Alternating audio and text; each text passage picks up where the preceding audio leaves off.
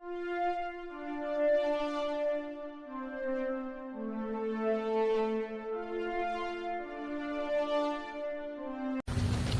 everyone and welcome to a special interview episode of the SWW show. I'm Mike. This here is not AJ, as you'll probably tell from his accent in a second. He sounds a bit not like AJ. So, sir, what is your name and where are you from? Hello, so my name is Shane Trewartha. I'm from Australia, from a small game studio called Manatee, or Manatee if you say it properly. Yeah, how's it going? Good. So yeah, Mana. So I was curious about the first thing, because obviously I read it the American way as Mana Tea, like as in tea and like the energy idea, not as like you kind of exactly read it as one word. It sounded like. Yeah, well, that's also partly just having an Australian accent. We kind of turn an entire sentence into one word, but it is intended to be a play on words, so like, you know, magic brew, but also like the sea creature. I just pronounce it wrong, that's all. That's fair enough. So, yeah, so we're here to talk about your relatively recent release game, Unfamiliar. Yep. Maybe let's start there. You want to give me the elevator pitch of this game? Because you gave me some codes and I played it for a bit, and I would love to hear what you describe the game as. Okay, cool. So, Unfamiliar is what we're calling a chill-out game and a collect-em-up. So, one of the sort of core ideas behind the game is that it doesn't have any, like, win or loss conditions. It's something you play just to sort of, like, experience the world and have a good time. So, you play as a witch cat who lives in an interdimensional, like, magical tree house of their own creation, and they have this magic book that they can inhabit. They can jump into, explore, collect magical ingredients, take them back to their tree house, and use those magical ingredients to craft magical skins and costumes and upgrades to the tree house, and yeah, just sort of find stuff, make stuff, and dress up. So I think so immediately. When I was playing the game, I think the first immediate thing that stuck out to me is you very much have like, I call it like a cold open in the game. You very much just like, oh, you're just collecting now, and I'm like interested. Because I was like, what's the controls? And I was like, oh, it's the intuitive like WASD controls, and I followed the line. But it's this interesting thing of like, you guys completely kind of just throw the player in.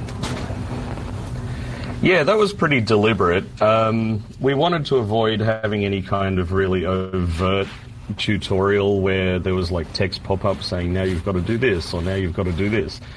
The game is very much about exploration, and so we wanted the player to discover things for themselves, and hopefully the game is able to sort of nudge the player in the direction that they sort of, you know, they find things intuitively, we hope anyway. Yeah, no, and again, I think one of the immediate things that I think is a compliment is, like, when I felt that for a bit, because I was kind of running around for a bit, I realized, like, I'm going to hit, like, escape and be like, what does it prompt me to? And I was like, go to treehouse. I was like, what's the treehouse? And they're like, at least, like, but it very much at least led me in this direction of, like, okay, oh, these menus make sense. Like, I kind of immediately was like, kind of had a general sense of where I was going at least. Cool, that's good to hear. So I think the other thing that immediately sticks out is, so did you guys play like Banjo-Kazooie and like Donkey Kong Country 4 and went, we know what the fun part of games were? Like, why did you kind of go down this road of like, let's just give everything you collected and create? There was so many influences that went into this game. Like, this was our first game as a studio. We only sort of founded last year, or at the very end of 2018, and so we sat down and we made a big list of like stuff that we like in games and stuff that we don't like in games. And honestly, I don't know if Banjo-Kazooie explicitly came up, but you know, collectibles and stuff in games definitely did.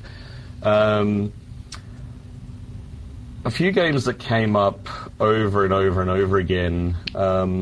Little Big Planet was one of them. Animal Crossing was another one. They may not seem obvious because you don't play our game and go, oh yeah, this is Little Big Planet or this is Animal Crossing. They're worlds apart, but they were sort of influences in like the kind of like feeling we wanted the player to have when playing the game. So I feel like I can kind of sense like where the Animal Crossing feeling comes from. I'm curious, like what to you is the feeling of Little Big Planet thing? So, well, originally the game was going to be just a pure side-scroller like Little Big Planet was. But also the sort of... there is a lot of sort of discovery in Little Big Planet, especially if you play the community-made maps and stuff, and, like, people can give you prizes of things that they've made in their maps, and then you can use them in your maps and stuff like that. So that's sort of like finding things that you didn't know you were looking for, I guess. Okay. I can see it. I was just curious because yeah, when you said the things, I'm like, yeah, that was not the game on my list. But like I said, name influence. But I was sure not the like. Because to me, I think Little Big Planet. I think like creativity, or obviously I go into like creating stuff more than I feel like the other parts of it. Yeah. Well, the other big influence from Little Big Planet was the kind of dressing up the character aspect. Mm-hmm. In Little Big Planet, you can just nail anything you want to anything that you've collected throughout the game. You can stick it on your little guy and dress him up. Yeah, that makes sense. You do have a nice obsession with hats in this game. Like, just yeah, the definitely. List of hats, and I'm just like, how many hats can I possibly have? We came up with so many more as well. Like, what's in the game is only a fraction of what we wanted to put in there. We've got a huge list of, like, one day these hats will go in there. So what you're telling me is when you need more revenue, you're going to make, like, DLC called Hats, and then, like, 2 weeks later it's going to be, like, Hats V2, and then, like, you just keep doing that shit? Cats with hats. Cats with hats. See, again, the sequel writes itself. It's very easy that way. Yep.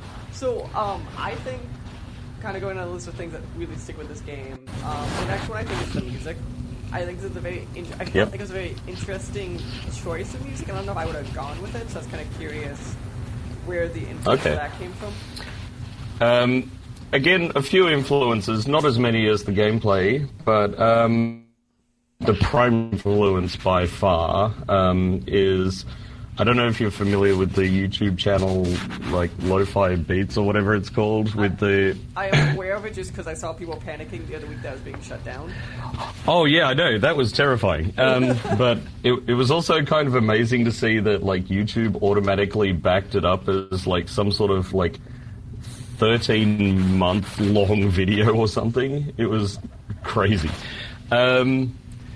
But yeah, that channel is something that we all sort of like listen to when we're working and stuff like that. We often had it on in the background in the office, and it just sort of became a natural inspiration because it was like the exact kind of vibe that we wanted the game to evoke as well. So we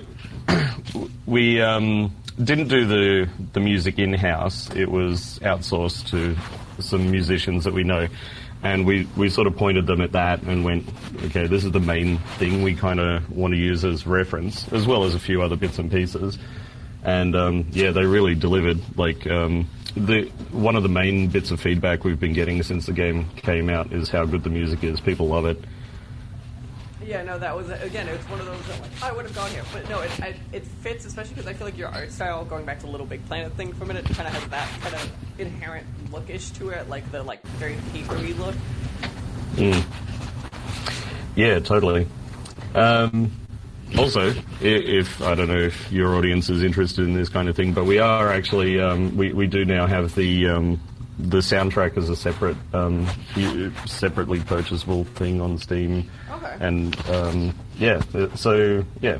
We decided to do that after the response from the music. Like, you know, we thought people would probably want to experience it just on its own, with the kind of reception that it was getting. Oh, that makes perfect sense. And yeah, so I assume it's just unfamiliar in what, OST after or whatever?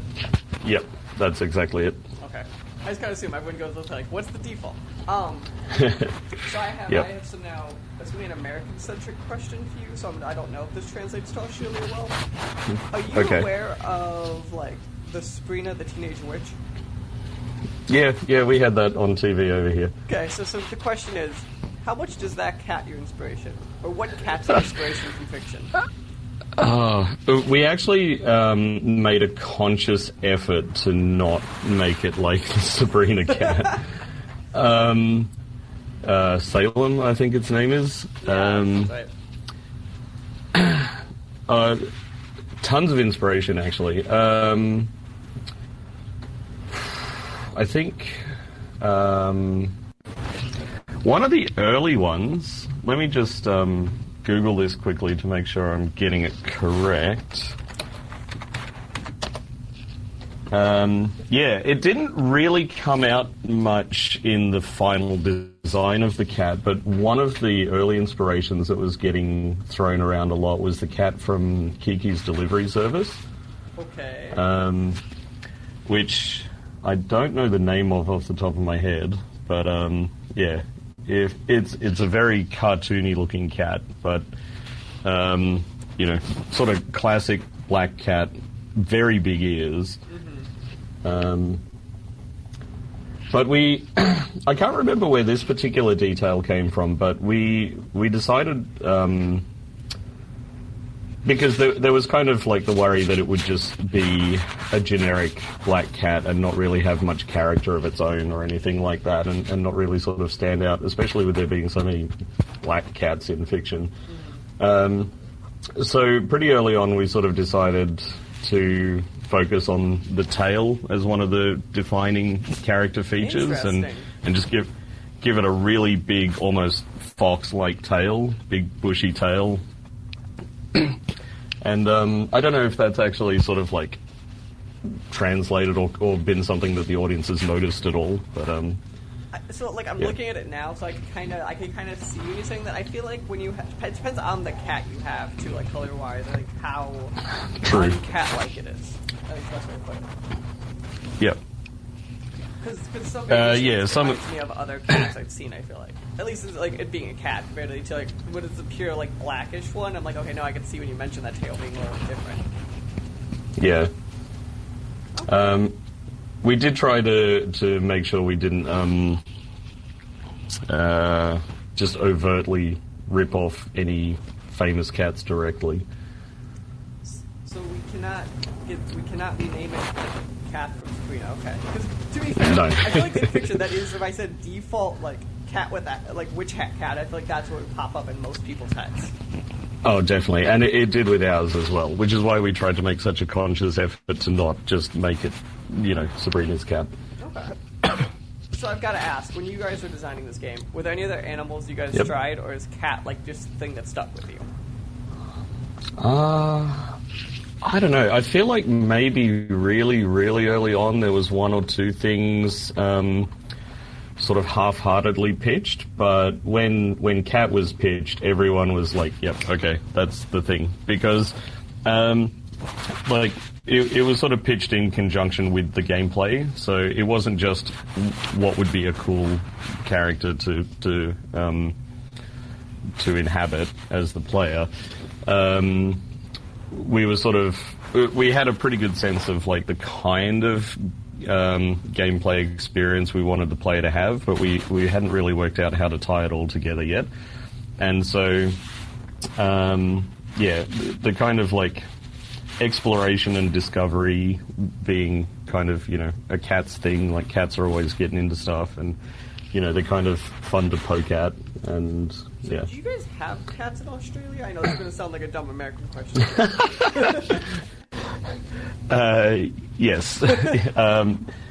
Several of us have pet cats, and we in fact here in Melbourne have a cat cafe as well, and we went and did some research, team bonding and research at the cat cafe, just to get some hands-on with as many cats as possible. See, we laugh, but like we both probably would be able to name animals that we think are normal in our respective areas and be like, what do you mean you don't have one of those? Oh yeah, totally. And also, I'm from America, so like inherently Mario's like, is this a worldwide thing? Do I just think it's a worldwide thing? I'm never quite sure. Yeah, I think for me, it's spiders. Like when I went to America, it shocked me how few spiders and insects and stuff there were around. You just think we have very few? Now that's terrifying. You just terrified me when you said that. Yeah, Australia's full of them. This is why every American is just scared of, like, we all have seen the video of, like, the spiders that are, like, the size of small children. We're like, we're just not going to go there. Yeah, that's... You just kind of avoid them. Like when you see them on the street, it's like we do with black cats, you walk the other way. Yeah, exactly. Just don't annoy them and they'll be fine. Nice. Okay, so I've got to ask, so especially because it's very interesting, because your game's been out now for a couple months, and you've got to see a bit of reception on the game.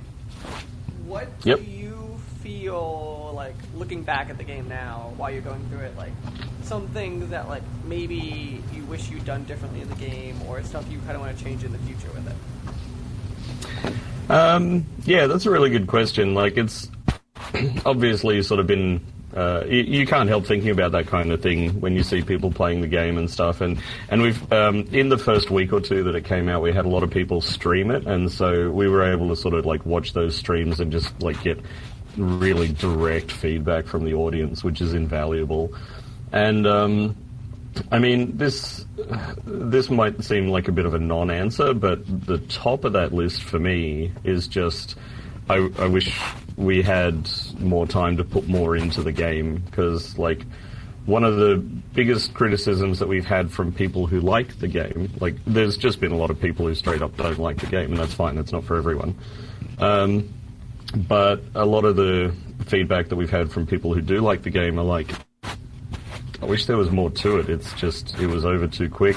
I wanted to just keep playing it and stuff like that. So, you know, we've sort of really taken that on board, and we do want to release more content. I can't make any kind of official announcements or anything like that in terms of dates or whatever, but we're definitely working on more content to make it a bigger, fuller game for people.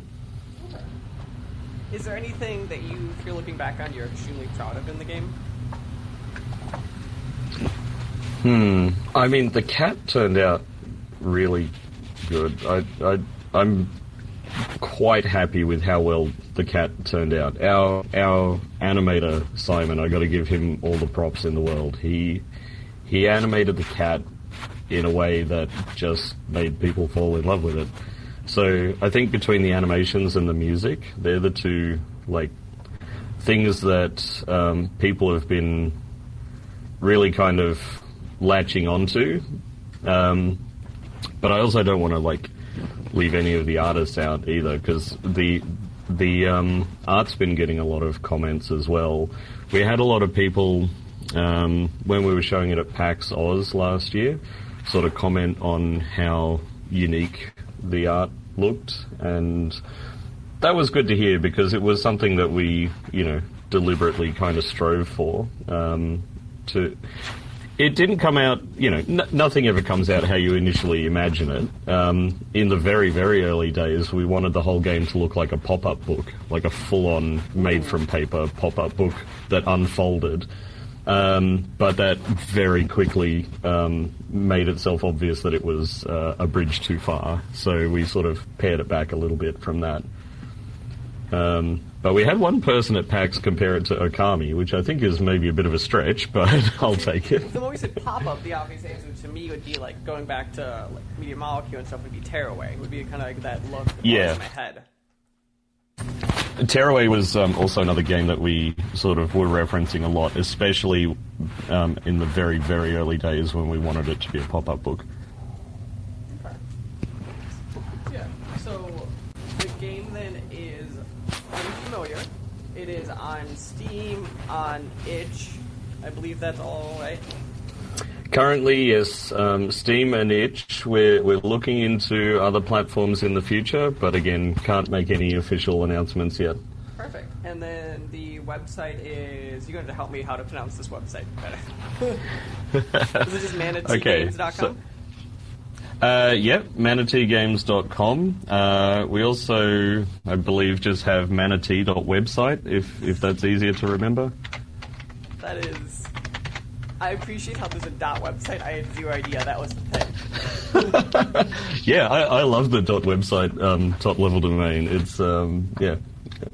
That's very, it's catchy. That's what it is. It does what it says on the tin. It's a website. To be fair, that's the most, that was created, in the 90s level, what is this? Well, it's a website, obviously. Let's just put it there. Yep.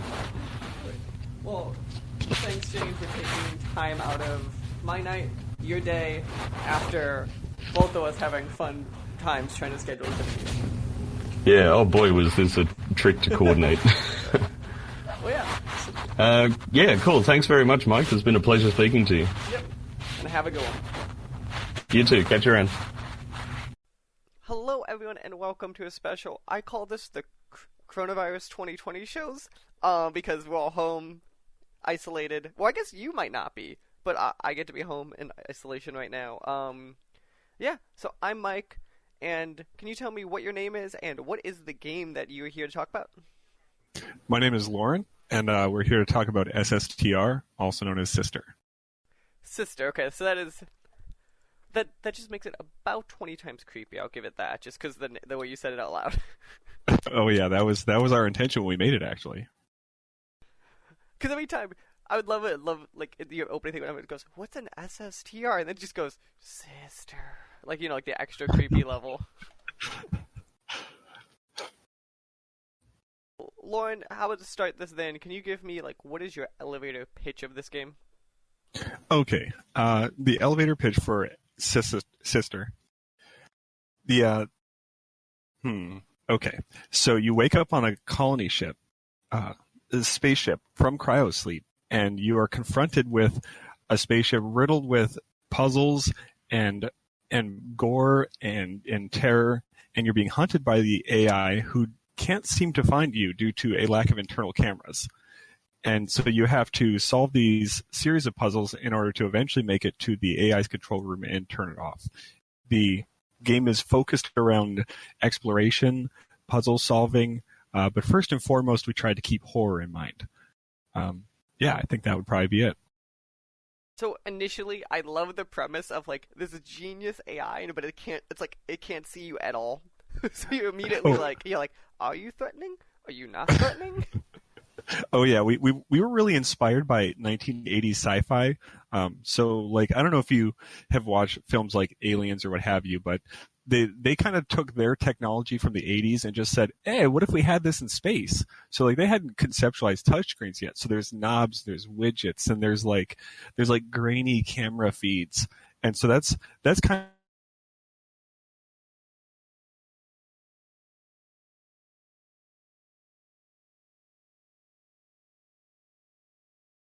I think I lost you there for a second. Lauren?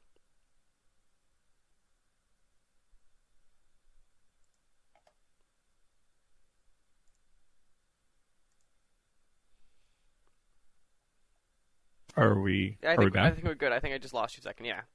So I think you cut out around you talking about how you have knobs and widgets and all that fun stuff. Okay. Do you want me to start over or just go from there? Just go from there. I think we'll be good. Sure. Okay. So yeah. So since inspired by the 1980s sci-fi, we're very there's knobs and widgets, and there's grainy television and that kind of motif. And so that's where we figured that Sister can't find you, is because the technology is just too awful. They hadn't really explored. Okay. So that's where we're at. That makes sense. That's just it's a very, I think, on face level, it very much fits the 80s camp, I think, really well. So yeah, so one of the big things I wanted to kind of talk about you is, what you have and you kind of have this background of you said you did 80s films and all that fun stuff. One thing that stuck out to me immediately is just kind of how you guys framed the environment and the look of the game. So I'm curious, so you said you geared it kind of in that Aliens kind of motif. Was there any other things you really geared it into the look? Well, so Nick is the artist, and he was really the visual lead. I'm the coder.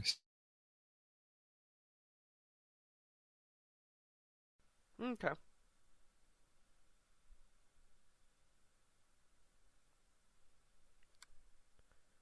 Sorry.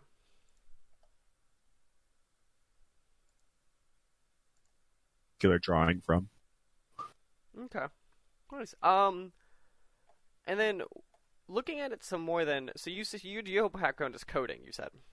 Yes. So I'm curious. Then you obviously the big thing in this game is puzzles and how they all interact with the world. So immediately, what was the like power or puzzle you've talked about already that was like the biggest pain in the butt that you had to create? Well, so that's kind of an interesting topic because the puzzling we didn't realize the game was a puzzle game until like probably 2/3 of the way through its development, maybe like half, and we were trying to find what was fun about it, and it kind of occurred to us that we needed to slow down the player, stop them from just running through our environment without looking at anything, and we were like, what if we just put some things on the walls they had to like correlate and somehow unlock a door. And so that kind of like crystallized the moment for us. We were like, oh my God, this is actually a great idea. And so the first puzzles were interestingly easy. And so for me, the puzzles became harder to make the more time went on because I was starting to scoop the bottom of the barrel for ideas. And so some of the more difficult puzzles in the game that you'll see, in particular, there's this one in the organ room that I haven't had a playtester make it through without brute forcing at least one of the numbers. Immediately, then I've got to ask the obvious design balance question there. Why do you feel then that you think the puzzle is not too hard then if every time someone's like, I can't solve it? Because of the puzzle gets solved on like a 4-digit combo lock situation, and you type in a number 0 through 9, and then you type in these 4 numbers, and it either says to your presence, at which point you have to flee, and then you can retreat back to the safe area that you hopefully will make it to without dying, and reset her. And then if you can go back and take a look at your code. And if you got a number right, it'll be green. If you got the right number in the wrong spot, it'll be yellow. So if you can get your way most of the way through the puzzle, then you can lean on these lights as hints. And so I really felt like we weren't chained to a certain level of complexity because at the end of the day, the player can make it through every single puzzle. If they can't figure out like what these words mean, they can just be like, all right, well, 1, 2, 3, 4. Let's see if this works.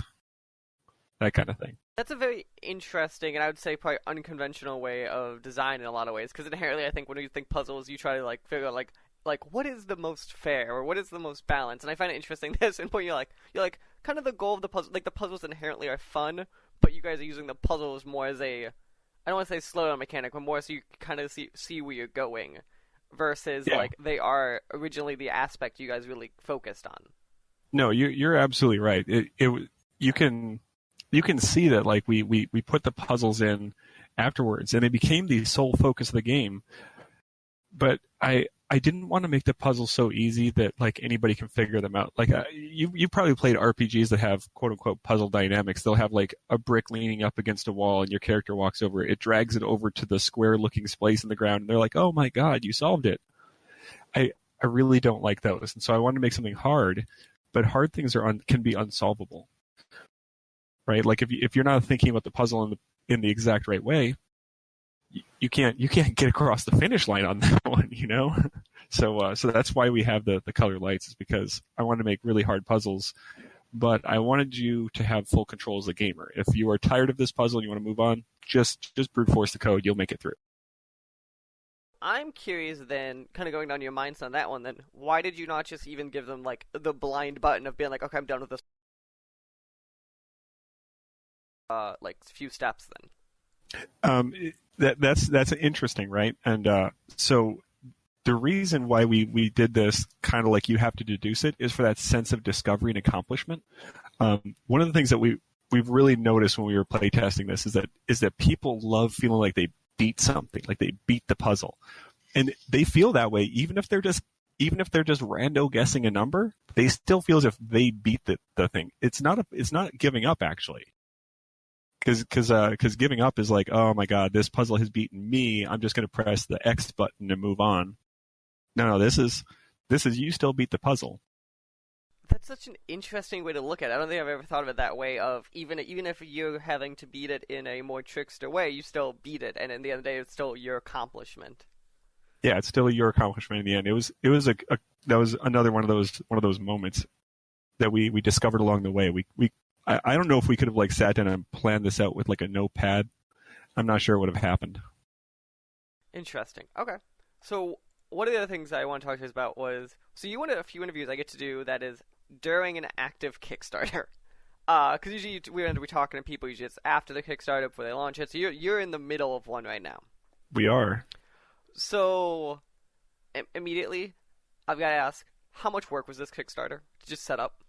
The Kickstarter was way too much work. I don't know if you've seen our demos we have available to download, but each one of the demos is like a single puzzle that we created just to like familiarize the players with the mechanic, to test it out and see what people think. So we actually had a bulk of the game already made when we opted to go this Kickstarter route, and then we started preparing for the Kickstarter. And it's been a months-long journey to get everything up to snuff, to iron out all these little things so that on day one of the Kickstarter we could get going. One of the problems that we have with the Kickstarter is that I'm the coder, Nick is he's the artist, and then Mike is our sound guy. If you'll notice in that list of 3 people, there is no marketing guy. There is no marketing person on that squad. So I think that our Kickstarter is paying the price for that. We had a good initial rush because we have a lot of, we have some amount of built up like people who've been there for our journey, who wanted to support us. But at the end of the day, we don't have a marketing guy. So our work has been, I think, much harder than it should have been, because we're a bunch of people not good at something trying to do it. Interesting, and that's a very, I'd say that's a very like, it's honorable, and then very honest, being immediately self-reflective, being like, so next time I gotta ask you this question: are you gonna try to have a social media guy next time with some level of a community manager? Well, we did on Sister. We actually churned through 3 of them. One of the problems you have in the indie sphere is that it's really hard to get people to do things without giving them a paycheck. Yeah. So I put in probably, I don't know, maybe 1,500 hours into this project. Nick has put in at least that, if not more, and Mike has put in a huge chunk. All for nothing at this juncture. We collected $0 from Sister, and so we've actually gone through a couple community managers who were like, "Yeah, well, I'll totally do that. That sounds great," and then they stop responding like 4 days later, and you're like, "Oh, yeah, that's right." No, yeah, I can understand. Because again, it's the, so I think one of the issues, and this is not offense because I think we all agree that the community manager, the PR people are necessary, but inherently their job is so different than a lot of people who are like in the back end of it. Like, maybe they understand technical things and stuff too, but especially also they have the harder job of like trying to get an audience or people going when like there's very little to show. So that's always the super hard challenge too, of like keeping them motivated and keeping the people they're trying to keep motivated. Oh yeah, I'm right there with you. It's definitely a difficult task. I actually created a video game when I was 17. This was way back in the year 2000. I created this online client server game, and somehow way back when in the middle of my youth, this actually wound up semi-successful with 50 active players logged in at any given moment, which is a huge metric because that meant that I had thousands of players. I actually had a million sign up, but it was a very niche game, so a lot of people would stop playing. And one of the things I hated the most was all the community management I had to do in that game, and that was just to maintain it, let alone to get it going. It definitely takes a different sort of person, and I went into this project knowing that I did not want to be a community manager. It's, like I said, it's something I've experienced in the past. It's not who I am. I'm not good at coddling people. I don't know, you get the guy who logs into your Discord. He's like, "Hey, what's up, guys?" And then he wants to engage in a conversation about Naruto or something, and I'm like, I don't care about this. Sorry, man. You're like, is it about the game? Something about? No, okay, let's move on. But no, it's 100% is that special person who's like, no, I care about this. Or the people who like will take the 10 minutes when you're like super tired and busy and talk to someone random, and you're like, and all the devs are like, but I need to sleep for my 2 hours before we move on.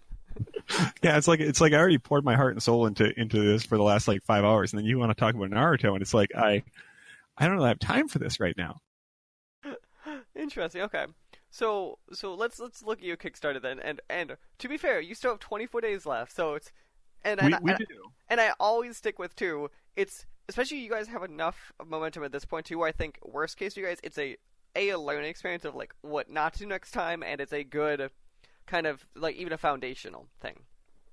Yeah, one of our objectives is that no matter, even if this Kickstarter fails, we're still going to go live on Steam.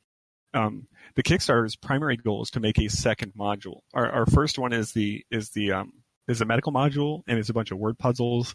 It's a bunch of like parsing together information from these like crazy scrawlings on the walls. And we really want to do the engineering module, which is instead of the medical module where a bunch of eggheads got together and came up, like went crazy, and they went crazy in an intellectual manner, we're going to have a bunch of mechanics go crazy. So they're going to like start sewing body parts onto things and doing nuts stuff like that. And it'll be much more like physical puzzles, moving levers, getting lights, getting pipes to rumble, things like that. And we really want to do that. But unfortunately, our artist is unemployed. And so he has to like pay rent. And so we kind of have to like, either sister has to succeed or fail. But if we're going to put another 6 months into it, we need something for our artist to pay his rent with. So that's where our Kickstarter's motivation is. I agree that if the Kickstarter fails wholly, we're still going to put at least the medical module out on Steam, and hopefully get some amount of income for our artist. That is a very rough thing to be in with, obviously, and I find it, and I've always found this is the type of game that I think caught my eye when I saw you Kickstarter too, is the idea of these, and there's a few of these games out there where there are these complete things that are gonna happen either way, and it's just a matter of how much of it comes out. And I'm curious, do you feel that either motivates people to give more because they have something to look forward to either way, or do you think it motivates people actually not to give because they're still getting a piece of this entertainment property? I'm right there with you. I'm not sure how I feel about that either. At the end of the day, I didn't make a lot of the marketing decisions. Mike did a lot of that. Excuse me.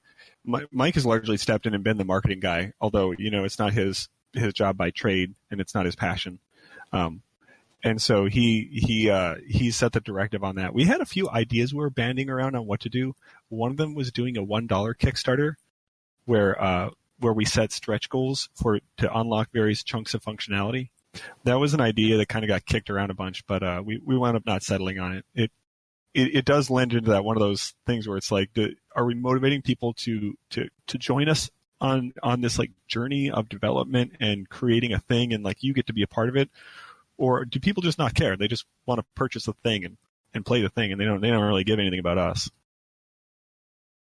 Record, I love the idea of like the $1, and my joke would be your $1 Kickstarter, then like every $100 is like, now you can move, now you can interact with the computer, now you can do like, you just build out the entire game like that. That would be amazing. Also, that means that we didn't have the game built at the beginning. But I think a lot of Kickstarter games are like that. Like, I think a lot of them are vaporware, where they're promising you the moon, but at this point, they got like a box that moves around a world.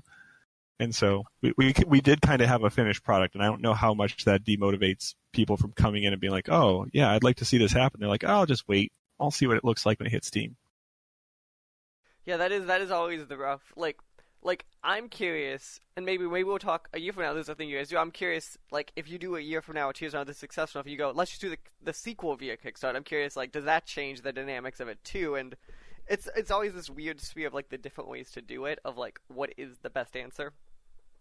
Yeah, it really is. And then as far as, like, making a sequel, that does require a successful first game. And, in the indie sphere, the vast majority of games languish and go nowhere because marketing is hard and it costs a bunch of money to get in front of a bunch of eyeballs. And so So I look forward to having the problem of how exactly do we do Sister 2, because that means that Sister 1 worked out. Yeah, that is a problem that I hope you guys have. Yeah. So maybe, so I'm curious. Maybe one final thing kind of is on this Kickstarter window for winter, because you guys obviously put a lot of work into the fundamental things of the Kickstarter. What kind of, looking back on it, I know you're in the middle of it still, kind of, would you have maybe changed about either the way you, either we talked about the lack of advertising capacity, or maybe some of the way you changed, would you change any of the goals around, stuff like that, or? Well, we're not very far into it. So I don't know that I can do a full retrospective. I do think, like, I don't know, doing some saving up and putting some amount of money into an advertising budget may have paid dividends. So that's possibly like a first thing, is that like if you're going to spend $1,500 into something, save up like $2,000 and buy ads, things like that. So maybe an advertising budget would be a good takeaway. Aside from that, I think I really, one of the takeaways I got is I really like the demos. I think that the demos stand the potential to really get us like up over the hump of like, we're not vaporware, we have a thing. Come look at it. For the record, I really like the demo idea. One of the things, I forgot which game did, I've seen a few games do it too, is I like the idea of like when they go, we have 5 demos, and then every so much money we're going to release the next one. I've always liked that idea on paper too. Yeah, that is a pretty good idea. We did not have that, so we're just releasing our demos, hoping that people will enjoy them and then want to play the real game. That's fair. So as we get to the end of this, then let's look back on your development. You've done a good chunk of this game. What to you is like the standout feature or thing of this game that you want everyone to leave here with? Well, it's the standout feature of all the game dev is it has got to be the puzzles. The puzzles was this massive effort by Nick and I to really try to like set mood and set tone and keep the player interested in. And so I think the puzzle itself is the number one feature of the game. Now, if you're talking from like a coding perspective, like what coding feature am I most proud of? That would probably be the drama system, which we have this we call it the drama system, and it ties together lighting, screen effects, lighting effects, sound, a bunch of facets. It ties it all together into like this one system where you can create a moment, and this moment can play all over the place. You see it a lot. The basic drama when you look at one of Sister's drones, because this is one of the moments where your character gets scared, and so whenever he sees the drone, his screen goes a little bit wild. There's like a stinger sound effect, and that gets imparted to the players. The players always seem to jump at that moment, and you get used to it eventually, and then you're like peaceably looking at a wall and reading some writings. Then you look over and see a drone, and it happens. You're like, oh god, and it shocks you.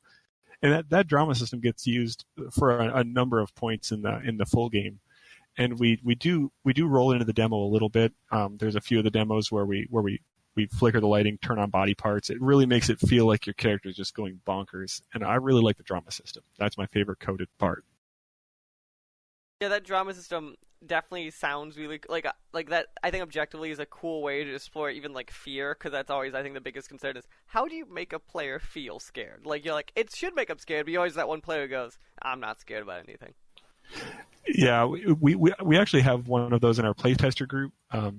He's a good buddy of mine, and this guy he doesn't care about horror movies. Like, fear is not generally on his radar. And he played it, and he had a few moments where he was scared. Now I'm going to go ahead and take those as an accomplishment, because even scaring a guy like that like a couple times is a big deal.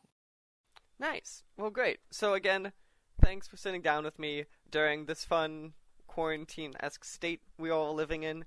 Can you tell us maybe where to find the game, what it's called at Kickstarter, and all that fun stuff? Sure. So it's SSTR. You should be able to Google SSTR game. We have a website for it, hosted through Mike's little publishing firm, Dabster Entertainment. You can also search for SSTR on Kickstarter. Yeah, it's really the SSTR keyword is not commonly used, so I would just Google that and see where it gets you. But we have our demos up on it. We have links to it from Kickstarter and our website, and then we're also on Discord, but you can't search on Discord. But our demos do have a link to our Discord if you wanna show up there. Perfect. So yeah, so as of recording this, you guys have 24 days to go. So best of luck to you, and hopefully, as we talked about, we'll talk in a year from now, and the game's a giant success, and you're working on that sequel. Sounds good. Perfect. Have a good one. Yep. Hello, everyone, and welcome to a special edition of the SWW show. I am here with Tom. Here we go. All right, Grauschwach. This is always the best part when they try to pronounce my name. No, it's actually Grochowiak. And Well, I suspect you won't be able to repeat that. yeah, no. That's a swing and a miss on my end. The last time we had somebody from Warsaw on the show, I actually didn't butcher it. Well, It was a little easier, though. Yeah, some names are easier than mine, and mine is especially nasty for English native speakers. Yeah. And you got like rolled R's in there, and like that's not what it looks like. Yeah, and the CH actually it's not like in I don't know it's an H actually, it's just an H. It's spelled like an H, so yeah, it's complex, but it's just we could. I actually have a literature and language background, so we could talk about it for an hour, and I don't think that's a good idea. What we are here to talk about, though, is Bonfire, a game that is releasing 26th of March. So depending on when Mike puts this up, it could either be out or coming out. I must say, in a weird twist of fate, this is the perfect time to launch a game. Yeah, and I was really at first I was like really anxious about it because it feels kind of weird to release a game, to just write to the press and everyone is like about the pandemic and you're like, oh, and by the way, I released a game, so could you make it news? And it feels weird, but on the other hand, like everyone is sitting at home and just playing video games, and I think we probably need it to just to get through this. And Steam has record amount of users this month, so yeah, maybe actually it's a good time to release a game. I don't know. Well, yeah, Steam hit 20 million. So even if you get 1%, that's 100,000. Yep. Well, that would be nice, but I don't think it will work that way. Still, it means that people actually are sitting at home and playing video games because, well, what else you could do, right? Exactly. It's basically just Netflix and video games. Yeah, you can't Netflix and chill anymore, so you gotta Yeah. Netflix and solo queue. I mean, if you would Netflix and chill, you would have to actually chill. So yeah. Or use that. I guess they just introduced like a chat room feature. Hey, most of it. Anyway, this game looks to be heavily influenced by early Final Fantasy games. Am I wrong? Yeah, you're right. And actually, that was the base idea for the game. Because in case I mean your listeners probably don't know about it, so maybe let me introduce it a bit. It's a bite-sized tactical RPG that centers around turn-based combat that's very rapid, and that combat is pretty much an evolution of early Final Fantasy games, and I'm a huge fan of those. But I always have this problem where they're really cool and really strategic, and you have many choices, but actually a lot of it is just navigating through menus. And if you think about it, then maybe your mage actually has like 3 things to do: heal someone, attack, and then maybe cast some buff.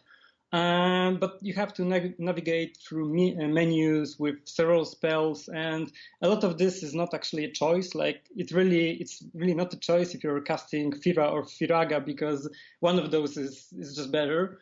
So on one game jam, I was thinking about how this could be adapted to a PC game in a similar way as Diablo adapted old school roguelikes.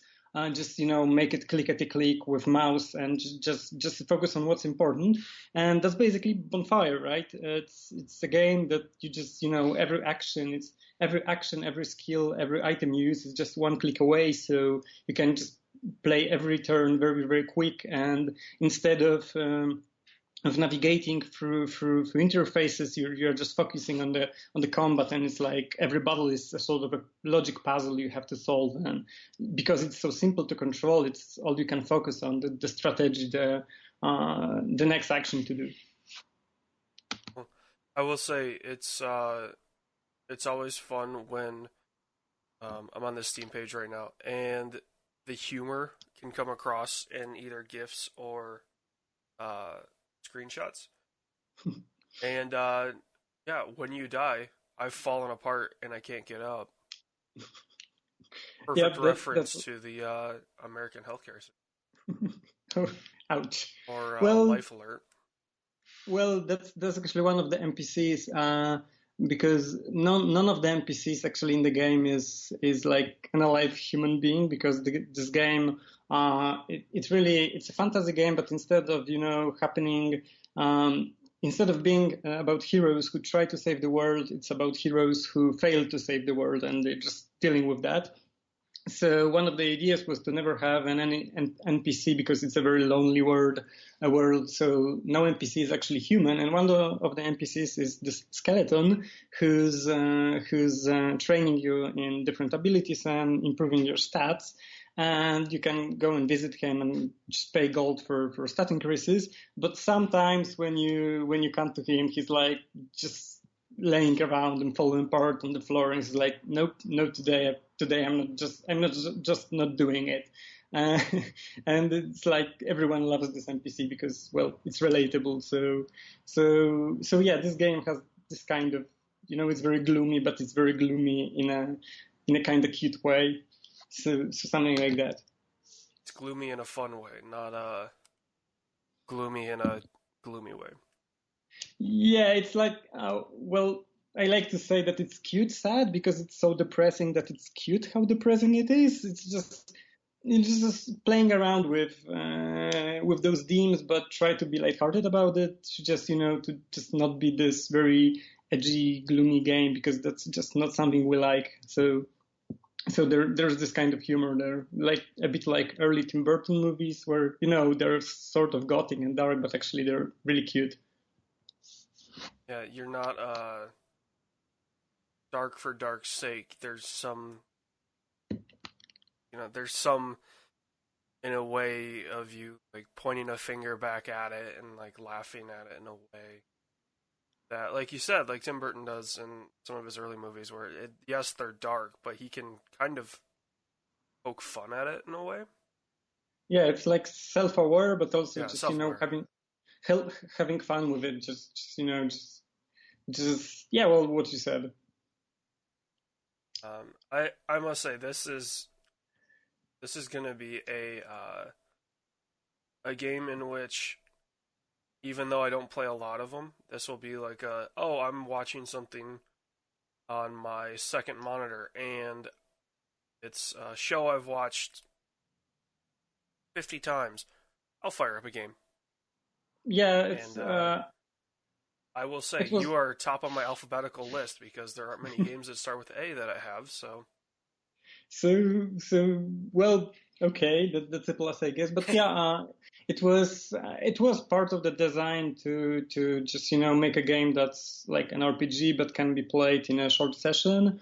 One of my favorite indie games is Desktop Dungeons, and Desktop Dungeons is amazing because it's very simple in rules, but it's very deep strategically. But you can play a single game, a single run in like 10 minutes. So whenever you have a free time, you can, open this game and just play it, but it's not like usually games with short sessions are casual games, and that's cool. But also, I feel like many hardcore gamers need games that are similar in that you can just play them, for a while, but you want to have an intense experience in that time. Like you want to be challenged, you want to think a lot, and just be engaged. And then after 15 minutes, just you finish the run, you can just leave it for a while. And I think this works, especially if someone doesn't have a lot of time. And I feel like this is a theme for many developers right now who just, we were raised on games, but we gotten older and we are seeking for, we are enamored by the idea of games that you can just, play even if you're a busy adult. I will say, I like that idea because not everybody has the time for a 100-hour open world, whatever whatever Ubisoft pumps out, or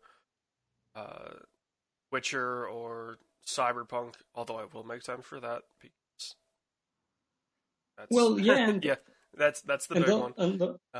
But and yeah, also, just like, short games are great because, like you said, if you only have 15-20 minutes and you want to just kill that time instead of mindlessly scrolling through Instagram or Twitter or whatever social media you use, you could just fire up a game and have fun. Yeah, and also, as you said, like it's not like those Ubisoft games and Witcher and stuff like that. But another thing is that those games already exist. So if you want to play Skyrim, you can play Skyrim. And for indie games, it's like we have to take the segment of the market that's not controlled by the AAA games. And actually the game isn't short like in itself, even now because it's coming in early access, but it doesn't really look like an early access game. Still it's not finished, but even now it's I think there's enough unique content and story and everything to last for around 20 to 30 hours, depending on how fast you play and on the procedural generation, because a lot of it is procedurally generated. So it's not a short game, but you can play it in short bursts. And if you want to get into it and go for a longer run and just complete a part of story, you can do that. But as you said, if you just have 15 minutes to kill, then yeah, that's also a viable way to play it. Yeah, it's not We've interviewed some VR devs, and they're like, "Oh yeah, these games are quick and short." But in the same breath, it's like, "Okay, it's gonna take me an hour to set up my VR setup and get in." And yes, the game's only 15-20 minutes long, but I'm now invested for upwards of 2 hours. And whereas this is just fire it up. It's not that big, so if you don't have it installed, as long as you have halfway decent internet, you can download it in 5-10 minutes. Yep. And then fire it up, play it for 20, and then you're good.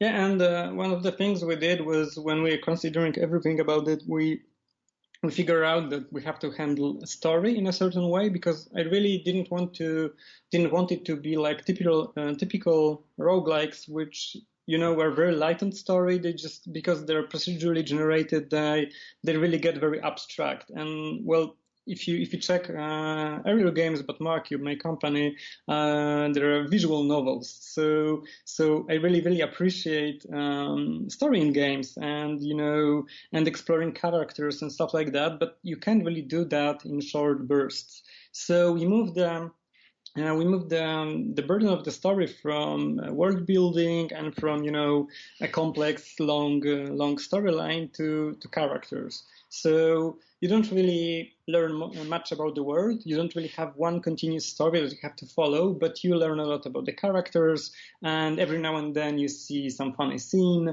or they chat during the action, because there's like many systems that make the characters comment on stuff that's happening, they discuss strategy or something, and you get to know them better. But also it's not something that you have to keep being focused on to remember what's going on, like in The Witcher, for instance, right? If you stop playing The Witcher for a few days, there's a chance you will get back to it and just don't remember what was going on. Yeah, I definitely fell into that when I was playing Witcher. Okay, I've gone away from this game for a week. How do I fight, and what's going on? Yep. And that's a common problem, and The Witcher actually tries to solve it. It has this thing where you come back, it has on the loading screen you get a short summary of the story, but that still doesn't help as much. It's just those games have to be completed in a burst. And I wanted to, it wouldn't make a sense if I made a game that bases on short play sessions, but also has a story that requires time. So we had to figure out a way to meet in the middle regarding those two needs. It almost feels like the way that movies do story building, where it's more focused on characters, like you said, and in a way, I think it works. Like not in a way, it works. It's a very building characters is, I think, the main goal. That's what a lot of people want in games, but then they focus too much on, oh well, we need to throw in backstory for the world, and then they start losing the thread on building character stories. Whereas Yeah. you just build character stories, and it feels natural. Like if you were part of this exploration, maybe you wouldn't necessarily know a lot about the world, but you would be learning more and more about your party and other characters. Yeah, and also characters is really what interests us in story as humans. Well, if you even think about the movies or something like, I don't know, Game of Thrones, you watch Game of Thrones or read the books, and if someone asked you to, please summarize all the plot in like 10 minutes, you probably couldn't do it. You probably wouldn't remember every small detail and what happened when and why. But you could tell a lot about the characters. You would remember Tyrion, and you would remember Cersei, and because actually you're attached to those characters, their experience. You either identify with them or hate them, and this is really what interests you. Everything else is a background, and it could be science fiction or fantasy or modern times. It could be a crime drama or a romance, but really what interests you is what's happening to those humans, right? So if you have to focus on one thing only, then characters are probably the best thing. All right. We'll leave it there. Bonfire is either out, depending on when Mike releases this, or is about to be out. It is on Steam. Is it on any other platforms, or? Well, it's coming to GOG soon after. Just not on the same day, but it's certainly it will certainly come out there too. Cool. So you can either check it out on Steam or GOG, and yeah. Tom, thank you very much. Thank you very much as well. And bye. Okay, cheers, bye. This podcast was a product of the SWW show. You can find more at the SWWshow.com or Facebook.com/the SWW store or Twitter.com/SWW. You can find out more about Mike at Mikey_Maroney on Twitter and more about AJ at LoCBor on Twitter. Remember, new episodes come out twice a month, one focusing on the new entertainment news and one focusing on movie club, so new and an old movie. You can find out more again at the SWWshow.com, and you can find the show on podcast services around the globe.